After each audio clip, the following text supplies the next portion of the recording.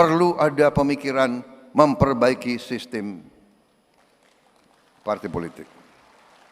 Apalagi ada Mbak Puan, kawan-kawan dari PDIP, kawan-kawan partai-partai lain, mari kita berpikir, mari kita tanya, apa sistem ini berapa puluh triliun habis dalam 1-2 hari dari negara maupun dari tokoh-tokoh politik masing-masing. Ya kan? Saya lihat negara-negara kita, tetangga kita efisien. Ya, Malaysia, Singapura, India. Sekali milih anggota DPRD, sekali milih, ya sudah. DPRD itulah yang milih gubernur, milih bupati.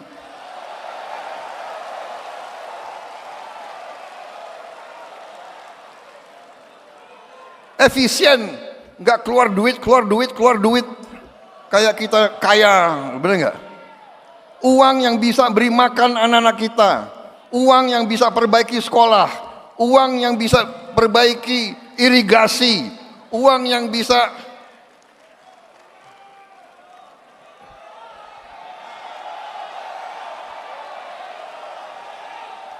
ini sebetulnya begitu banyak ketua umum partai di sini, sebenarnya kita bisa putuskan malam hari ini juga, gimana?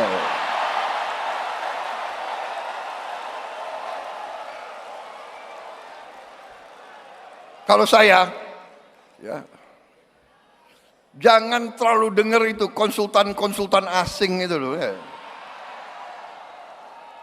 Saya sekali lagi, saya tidak mau mengajak kita untuk anti orang asing, tidak. Tapi belum tentu mereka mikirin kita kok, ya kan? Hah? Ya kan?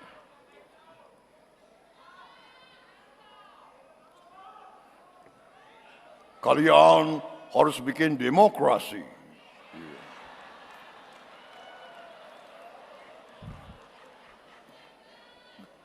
Sebaiknya kalian kalau bisa tiap 3 bulan pilkada. Belum tentu dia, iya kan? Jadi saudara-saudara tadi, saya kira acara malam ini ya bagus tadi, tari-tari gitu, saya suka juga itu. Tapi ini tadi sesuatu yang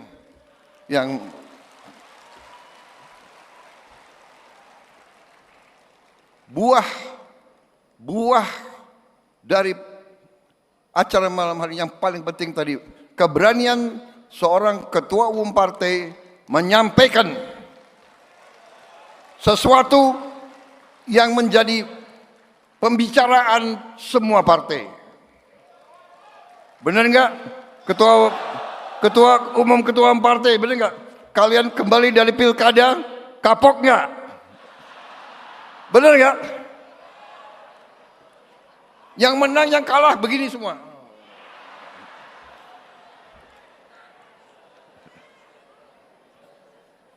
Bro, biaya kelakuan inilah yang menyebabkan pilkada itu menjadi mahal bagi peserta pemilu. Saya tidak tahu apakah Prabowo sadar atau tidak. Ini kelakuan partai politik sendiri termasuk Gerindra mungkin. Bagaimana calon itu diperes dari hulu sampai hilir.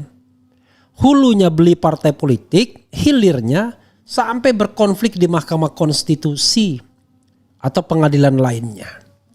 Jadi apa yang harus dilakukan? Oke. Tema yang sering saya katakan adalah memudahkan dan memurahkan pemilu termasuk pilkada. Mudahkanlah dan murahkanlah pemilu tersebut. Bukan pemilu murahan. Justru ini pemilu yang berkelas. Banyak hal yang bisa kita kurangi untuk menghilangkan apa? Salah satunya yang seperti dikatakan Hadar Guman adalah money politics. Politik uang. Baik untuk kandidasi, vote for candidacy, maupun vote buying, membeli suara masyarakat. Ya, yang namanya, vote for candidacy itu kita lihat bahwa partai politik sengaja menjual perahunya ya dengan menerapkan yang namanya threshold. Untung diperkecil oleh MK. Dengan penerapan threshold yang sampai 20% kemarin ya, maka perahu itu menjadi eksklusif dan elit.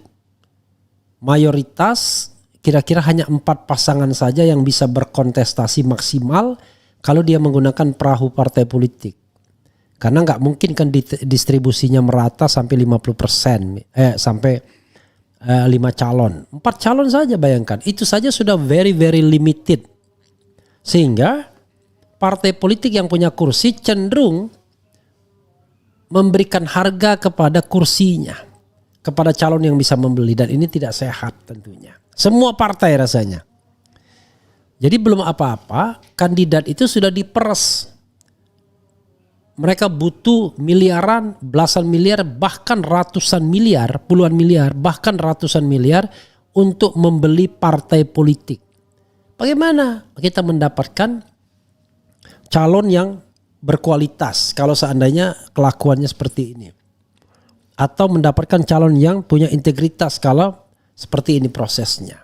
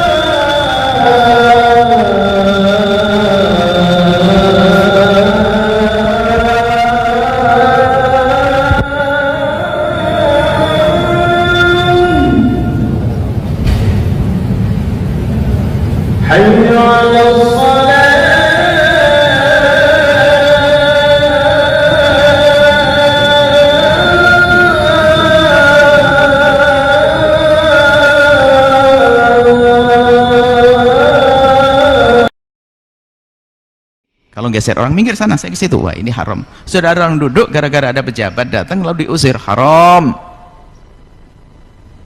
Tapi kalau mesen dari dulu makruh. Tapi mengusirnya itu yang haram, tidak diperkenankan, karena semua punya hak untuk mendekatkan diri kepada Allah. Assalamualaikum warahmatullahi wabarakatuh. Sobat RH sekalian, jumpa lagi kita di channel yang keren ini. Keren cadas. Ya sobat RH sekalian, tadi saya sengaja ya memutarkan video soal Gibran Raka Buming Raka yang pengawalnya overactive menyuruh orang mundur. Itu dosa itu kata Buya Yahya ya. Karena di mata Allah itu semua sama. Mau Anda presiden, wakil presiden, kalau sudah sub duluan itu orang lain yang menempati, Anda tidak boleh menggusurnya. Ya. Kecuali ini acara kenegaraan, ini orang mau sholat. Lain kali sobat daerah sekalian harus paham ya. Di mata Allah semua sama. Jadi walaupun dia presiden sekalipun, ya kalau dia datang belakangan, ya belakangan. Emang salah kalau presiden atau wakil presiden sholat di belakang? Kan gak salah. Baik-baik aja. Kalau mau sekalian jadi imam sholatnya. Kan begitu jadinya ya. Oke. Itu hanya selingan saja, karena kalau kita bahas berpanjang-panjang gak ada gunanya juga. Nah yang ada gunanya itu saudara sekalian, bicara tentang lontaran pilkada oleh DPRD. Saya sekali lagi membuat polling, apakah Anda setuju kalau DPRD yang memilih calon kepala daerah ya. Sementara 112 yang voting, setuju itu 12%, tidak setuju 88%. Kita lihat. Sekedar mengingatkan, tadi pernah juga polling soal Anies Baswedan. Apakah Anda setuju bila Anies gabung PDIP? 10 kilo yang voting, yang setuju 25%, yang tidak setuju 75%. Kemudian kalau Anies gabung dengan PDIP, apakah Anda akan menjadi pemilih PDIP? Ini agak tipis. 9.200 yang voting, ya jadi pemilih PDIP 42%, tidak jadi pemilih PDIP 58%. Ya, artinya asumsinya yang ngikutin Abah Anies hanya 42% saja ya.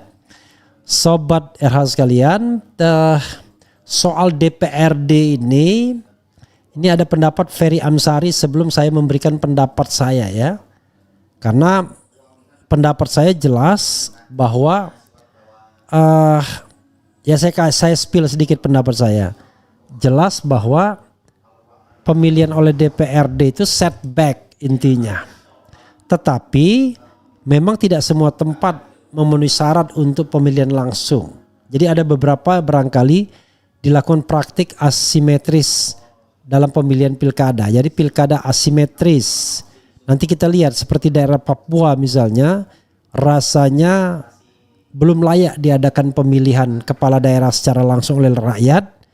Untuk di daerah Papua pegunungan terutama, karena tingkat literasi masyarakat, tingkat konflik yang sangat tinggi, kemudian kesukuan dan lain sebagainya, justru membuat pemilihan kepala daerah menjadi perpecahan yang akut ya, bahkan bisa terjadi pembakaran, korban jiwa dan lain sebagainya. Tetapi secara umum pilkada langsung itu bisa kita pertahankan. Yang kita harus hilangkan itu adalah ekses negatifnya ya. Jadi ini ada pendapat misalnya dari Ferry Amsari mengatakan bahwa wacana pilkada dikembalikan lewat DPRD itu logika sesat. Kalau dari Hadar Gumai mengatakan kalau Hadar Gumai, mantan anggota KPU yang juga sangat concern soal masalah kepemiluan, mengatakan bahwa pilkada berbiaya mahal karena praktik politik uang. Jadi jangan sampai jaka sembung naik ojek nggak nyambung jack ya. Oke, coba kita bacakan ya apa yang disampaikan oleh Ferry Amsari dulu ya. Oke, logika sesatnya di mana ya? Logika sesatnya di mana kalau seandainya pilkada itu dilakukan oleh DPRD. Oke, kita coba bacakan dan kemudian nanti akan kita bahas ya pendapatnya. Tempo ya, wacana pilkada dikembalikan lewat DPRD, Ferry Amsari logika sesat. Tempo.co Jakarta, dosen ilmu hukum tata negara dari Universitas Andalas, Ferry Amsari menilai wacana pemilihan kepala daerah kembali melalui Dewan Perwakilan Rakyat Daerah DPRD sebagai logika yang sesat. Usulan ini sebelumnya dilemparkan oleh Presiden Prabowo Subianto dengan alasan mahalnya biaya untuk menggelar pilkada langsung.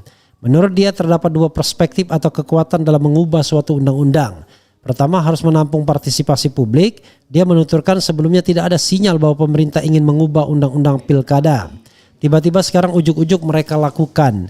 Atas partisipasi siapa? Atas kehendak publik yang mana yang mereka mengubah undang-undang pilkada? Kata Ferry saat dihubungi Tempo. Kekuatan kedua, kata dia, harus ada kajian naskah akademik dan lain-lain untuk mengubah undang-undang.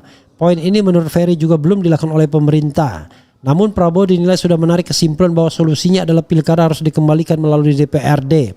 Itu kan logika sesat yang membuat sudut pandang Prabowo itu betul-betul jungkir balik, kata dia. Dia juga menyebut Prabowo salah memberikan contoh negara sebagai referensi untuk mengubah sistem pilkada. Memberikan contoh negara-negara saja salah dalam perspektif hukum ketatanegaraan. Referensi saja Bahlil, Menteri SDM, bukan menteri yang paham akan apa yang disebut pilkada itu, tutur Ferry. Sebelumnya Prabowo menyatakan tertarik dengan pemikiran Ketua Umum Partai Golkar Bahlil Lahadalia mengenai perbaikan sistem demokrasi. Dia menyoroti mahalnya biaya yang harus dikeluarkan untuk pilkada. Saya sangat tertarik pemikiran Ketum Golkar menurut saya hari ini yang paling penting yang disampaikan Partai Golkar tadi, bahwa kita semua merasakan demokrasi yang kita jalankan ada beberapa hal yang harus kita perbaiki bersama-sama katanya. Ya. Kemudian Prabowo pun mengusulkan pesta demokrasi untuk memilih DPRD saja. Setelah itu DPRD lah yang akan memilih gubernur hingga bupati. Menurut Prabowo sistem itu lebih efisien dan bisa menekan banyak biaya. Saya lihat negara-negara tetangga kita efisien, Malaysia, Singapura, India, sekali milih anggota DPRD, dan yang dicontohkan ini adalah presiden parlementer semua. Sekali milih, ya sudah DPRD itulah yang milih gubernur, milih bupati, ujarnya. Prabowo menyatakan opsi itu bisa dilakukan untuk menekan besarnya anggaran menggelar pilkada langsung. Anggaran sebesar itu, kata Prabowo, lebih baik digunakan untuk kebutuhan masyarakat. Sering didikotomikan ya. Efisien enggak, keluar duit, uang yang bisa beri makan anak-anak kita, uang yang bisa perbaiki sekolah, bisa perbaiki irigasi, kata Prabowo. Tampak populis, tapi rencana ini tidak masuk akal. Di luar nalar ya, bukan di luar nalar ya, sesat logika, kata Ferry tadi. Dia juga menyinggung banyaknya anggaran politik yang harus dikeluarkan oleh peserta pilkada. Mengingat hal itu, Prabowo menyarankan perlu adanya evaluasi sistem secara bersama-sama. Oke ya, oke. Kalau Hadar Gumai, coba kita lihat ya. Hadar Gumai mengatakan bahwa ex-komisioner KPU bilang pilkada berbiaya mahal karena praktik politik uang. Ya, ini kata Hadar Gumai. Nanti pendapat saya akan saya sampaikan. Mantan anggota Komisi Pemilihan Umum Hadar Nafis Gumai mengatakan mahalnya biaya pemilihan kepala daerah disebabkan praktik politik uang. Hadar berpandangan yang perlu diperbaiki adalah pelaku partai politik dan peserta pilkada. Hadar mengatakan penyelesaian mahalnya biaya itu tidak harus mengubah sistem pilkada dari pemilihan secara langsung menjadi tidak langsung atau oleh DPRD. Mahal karena ada praktik politik uang. Mereka peserta pilkada yang menciptakan kondisi itu, kata Hadar. Hadar menilai jika kepala daerah dipilih oleh DPRD, praktik politik uang akan lebih luasa dilakukan, sehingga pengawasan publik penyelenggara pemilu akan semakin terbatas. Dia mengatakan faktor itulah yang menjadi semangat perubahan sistem pilkada tidak langsung menjadi pemilihan langsung. Salah satu faktor dulu kenapa mau diubah karena banyak permainan uang. Itu gelap sekali, rakyat betul-betul tidak bisa mengikuti dan mengetahui proses pemilihan di DPRD, katanya. Di sisi lain, Hadar juga menekankan KPU untuk lebih efisiensi dalam penyelenggaraan pilkada. Dia mengatakan penyelenggara pemilu tidak perlu menggelontorkan anggaran untuk agenda yang tidak perlu. Jangan dikasih uang berlebihan kepada penyelenggara sehingga mereka mengerjakan hal-hal yang tidak efisien dan tidak perlu. Katanya penggunaan teknologi juga bisa mengurangi biaya penyelenggaraan, misalnya rekapitulasi suara. Hingga berita ini ditayangkan Komisioner KPU bidang teknis. Oke. Ya, sahabat sekalian, setuju ya apa yang dikatakan Hadar dan Ferry Amsari. Jadi kalau ditanyakan pendapat saya jelas ingin tetap pilkada langsung. Kecuali di daerah-daerah tertentu yang tidak memungkinkan pilkada langsung karena tingkat literasi dan hal-hal lainnya secara teknis seperti di daerah Papua, terutama Papua Pegunungan. Itu menjadi PR sebelum bisa dilaksanakan pemilihan langsung. Oke. Tapi daerah lain rasanya tidak sulit untuk pemilihan langsung itu. Tapi apa yang harus diperbaiki? Oke. Dua hal sobat era sekalian yang paling besar itu adalah satu, biaya penyelenggaraan, kedua biaya kelakuan. Ya, dan saya akan lanjutkan karena tanggung ya. Jadi sobat era sekalian, kalau kita kaitkan dengan pendapat saya ya, saya setuju apa yang disampaikan Ferry Amsari dan apa yang disampaikan Hadar Gumai. Jadi tetap pemilihan langsung tetapi tentu dengan perbaikan. Nah, biaya mahal itu satu, biaya penyelenggaraan, dan dua, biaya kelakuan. Soal biaya penyelenggaraan saudara sekalian, ya betul kata Hadar Gumai, jangan dikasih anggaran yang berlebihan. Masa kemarin misalnya waktu selain pilkada ya, waktu pilek dan pilpres bisa sewa private jet dan lain sebagainya, memungkinkan komisioner-komisioner KPU dan Bawaslu ini berpergian dengan pesawat kelas bisnis dan lain sebagainya. Harusnya tidak demikian. Harus cukup kelas ekonomi bila perlu. Ya. Jangan mereka menikmati anggaran yang besar untuk kenikmatan foya-foya seperti itu. Nah, banyak hal yang bisa. Penggunaan teknologi juga bisa bisa membuat lebih efisien. Contoh misalnya rapat koordinasi dan lain sebagainya. Kenapa harus berpergian ke luar kota dengan banyak prajurit dan pasukan lagi? Padahal bisa diadakan Zoom meeting. Jadi percanggih internetnya dan lain sebagainya. Jadi sebenarnya kalau kita punya political will, mudah sekali untuk memangkas biaya penyelenggaraan. Ya. Macam-macam lah, ya. Sosialisasi dan lain sebagainya. Kadang-kadang terlalu dibuat-buat, padahal tidak perlu sosialisasi yang terlalu bagaimana. Kasihkan saja kepada civil society dengan pendanaan yang mandiri untuk melakukan sosialisasi misalnya. Banyak hal lah, ya. Kita harus membuat ini secara detail, tidak bisa secara umum ya seperti ini. Nah, itu satu. Yang kedua, biaya kelakuan. Bro, biaya kelakuan inilah yang menyebabkan pilkada itu menjadi mahal bagi peserta pemilu. Saya tidak tahu apakah Prabowo sadar atau tidak. Ini kelakuan partai politik sendiri termasuk Gerindra mungkin. Bagaimana calon itu diperes dari hulu sampai hilir. Hulunya beli partai politik, hilirnya sampai berkonflik di Mahkamah Konstitusi atau pengadilan lainnya. Jadi apa yang harus dilakukan? Oke. Tema yang sering saya katakan adalah memudahkan dan memurahkan pemilu termasuk pilkada. Mudahkanlah dan murahkanlah pemilu tersebut. Bukan pemilu murahan. Justru ini pemilu yang berkelas. Banyak hal yang bisa kita kurangi untuk menghilangkan apa? Salah satunya yang seperti dikatakan Hadar Guman adalah money politics. Politik uang. Baik untuk kandidasi, vote for candidacy maupun vote buying, membeli suara masyarakat, ya. Yang namanya vote for candidacy itu kita lihat bahwa partai politik sengaja menjual perahunya ya dengan menerapkan yang namanya threshold. Untung diperkecil oleh MK. Dengan penerapan threshold yang sampai 20% kemarin, ya, maka perahu itu menjadi eksklusif dan elit. Mayoritas kira-kira hanya 4 pasangan saja yang bisa berkontestasi maksimal kalau dia menggunakan perahu partai politik. Karena nggak mungkin kan distribusinya merata sampai 50%, sampai 5 calon. 4 calon saja bayangkan. Itu saja sudah very very limited. Sehingga partai politik yang punya kursi cenderung memberikan harga kepada kursinya, kepada calon yang bisa membeli, dan ini tidak sehat tentunya. Semua partai rasanya. Jadi belum apa-apa, kandidat itu sudah diperes. Mereka butuh miliaran, belasan miliar, bahkan ratusan miliar, puluhan miliar, bahkan ratusan miliar untuk membeli partai politik. Bagaimana kita mendapatkan calon yang berkualitas kalau seandainya kelakuannya seperti ini? Atau mendapatkan calon yang punya integritas kalau seperti ini prosesnya. Nah nanti ketika dia melakukan kampanye, habis duit lagi untuk melakukan money politics, membayar calon kepala, membayar suara masyarakat atau vote buying.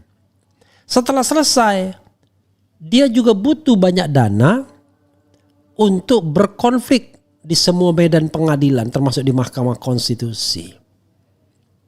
Bayangkan harus menyediakan lawyer, menyediakan ahli, kemudian memobilisasi saksi, fakta dan lain sebagainya. Jadi mahal sekali pilkada ini. Kalau Anda tidak punya modal uang, jangan harap. Maka modal itu hanya bisa diperoleh dari 2 sumber saja. Kalau tidak sumber pribadi, yang kedua cukong. partai politik tidak pernah bertanggung jawab untuk membiayai. Justru partai politik menikmati dari percukongan tersebut.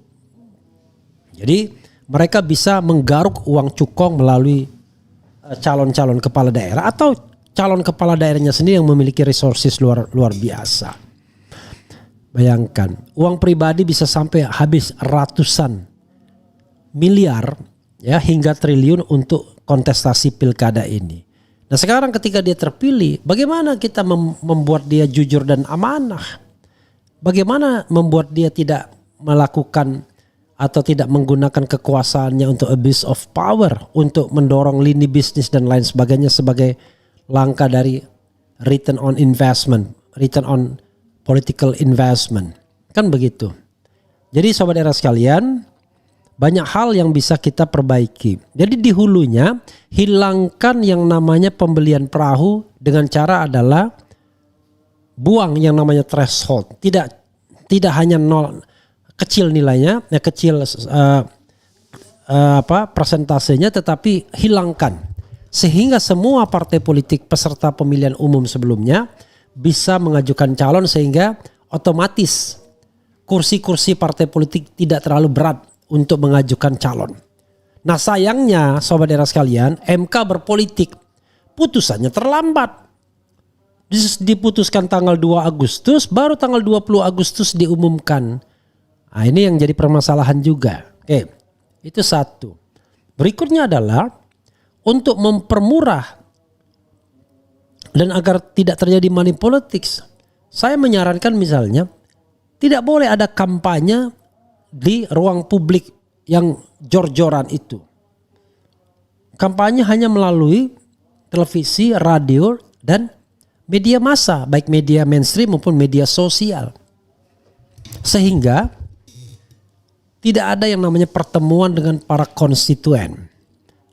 Pertemuan dengan konstituen hanya dimungkinkan di dalam debat yang diadakan oleh kampus misalnya, atau institusi yang terakreditasi oleh KPU. Jadi nggak ada yang namanya kampanye kemana-mana nggak karu-karuan itu. Yang akhirnya ujung-ujungnya money politics. Lalu berikan sanksi yang luar biasa terhadap praktik money politik. Baik, jadi kalau seandainya terbukti money politik diskualifikasi. Tapi bagaimana kemudian kalau ini pihak lawan yang mengerjakannya? Kalau memang perintah lawan dia yang didiskualifikasi, kan begitu. Jadi harus ada aturan yang jelas dan tegas untuk itu. Jadi saudara sekalian, banyak sekali hal yang bisa kita kita laksanakan untuk membuat pilkada kita berkualitas. Saya juga menyarankan misalnya semua partai politik itu harus mengajukan calon sendiri-sendiri. Tidak boleh dia gabung dengan partai politik lainnya yang akan menyebabkan kartel politik. Karena itu adalah fungsi partai politik di dalam rekrutmen politik dan rekrutmen kepemimpinan atau kaderisasi. Jadi kalau dia tidak mengajukan kader sendiri, ya artinya dia gagal melakukan kaderisasi. Nah nanti yang dipilih misalnya cuma gubernur doang, bupati tok, ya wali kota tok. Lalu wakilnya nanti diambilkan dari calon-calon yang kalah tersebut. Nah itulah makna koalisi selanjutnya. Jadi koalisi itu dibangun pasca, bukan dibangun sebelumnya yang kemudian menyebabkan kartel politik. Jadi banyak hal yang bisa kita lakukan sobat daerah sekalian. Artinya banyak jalan menuju Roma dan tidak perlu kita kemudian setback dengan kembali kepada ini ya, kepada pemilihan oleh DPRD. Jangan lupa rupanya nanti saya pukul 19.45 ada di iNews ya bersama Rocky Gerung bicara Harun Masiku.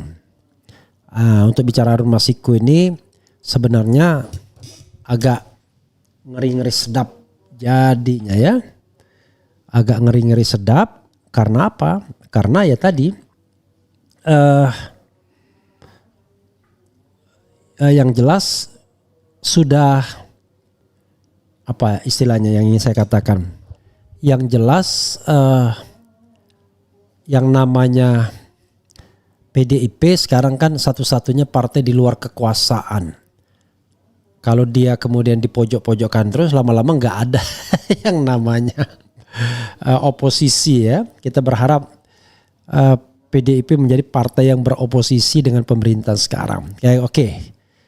Saksikan saja di iNews ya, siaran langsung iNews mulai pukul 19.45. Oke, saya bacakan ya. Keren cadas Bang RH ya. Jabatan kalau dapatnya memanipulasi juga haram, yang harusnya calon lain yang memenuhi syarat ditendang. Itulah potret negeri ini. Saya setuju selama belum bisa menghalangi money politik, maka lebih baik DPRD yang memilih kepala daerah. Misal para calon menyuap, maka cuma anggota DPR yang berdosa, tidak seluruh rakyat. Olah, perspektifnya begitu. Jangan mendukung partai yang hanya mementingkan kelompoknya demi jabatan dan kepentingan keluarga. Dukung partai yang mementingkan aspirasi rakyat Indonesia. Setelah kekalahan di Pilkada Jakarta, langsung buat aturan pilkada. Ini jelas idenya Mulyono. Karena dia sadar 2029 dia bakal tenggelam. Rakyat berhak memilih, suara rakyat jangan diwakili. Kalau Polri di bawah TNI, mereka bilang mengkhianati reformasi. Tapi kalau kepala daerah dipilih DPRD, mereka nggak bilang mengkhianati reformasi. Cuma mereka bilang ongkos pilkada mahal. Kemudian, ayo ke masjid dulu ya. Ya, oke. Ayo anak mama sholat semua, oke. Kalau nggak salah IBHRS pernah mengupas topik ini jauh sebelum Prabowo jadi presiden. Jadi sobat era sekalian, ya, kalau kita lihat perkembangan terakhir, maka saya katakan dipilih oleh DPRD itu tidak kompatibel dengan putusan MK. Karena MK itu menurunkan angka threshold sampai kecil ya, kalau untuk DKI 6,5%, dan memberikan hak kepada semua partai politik untuk mengajukan calon, tidak hanya partai yang ada di DPRD, tapi semua partai. Basisnya suara bukan kursi. Karena itu memberikan hak hanya kepada anggota DPRD untuk memilih itu tentu tidak sesuai dengan perkembangan terbaru dalam proses berpemilu atau berpilkada. Jadi menurut saya hilangkan saja ide yang setback tersebut, tetapi sungguh-sungguh perbaiki yang namanya governance pilkada agar terjadi pilkada yang jujur dan adil serta luber ya, luber langsung, umum, bebas rahasia, jujur dan adil. Begitu saja saudara sekalian ya. Kita harus maghrib dan kemudian kita akan bersiap-siap ke iNews. Wassalamualaikum warahmatullahi wabarakatuh. Keren cadas.